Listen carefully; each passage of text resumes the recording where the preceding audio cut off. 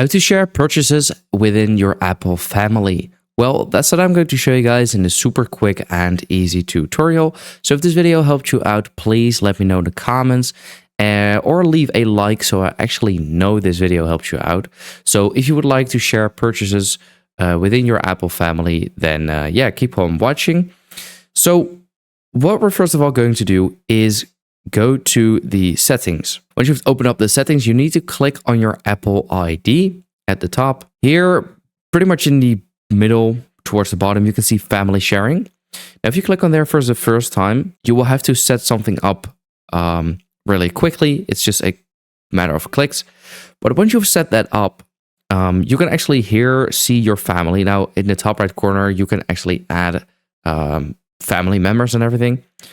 But here, if you scroll a little bit to the bottom, we can see purchase sharing.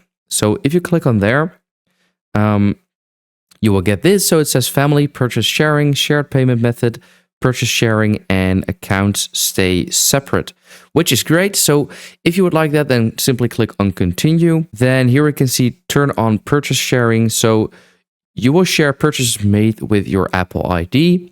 You can always stop sharing your own purchases. And one eligible payment method, which I have on my phone right now. So if you would like that, simply click on turn on. Since I don't have anybody in my family, I have to invite family members right over here, but I'm just going to skip that for now since that isn't needed for this tutorial. But yeah, here we can see purchase sharing. You can here change the payment method as well.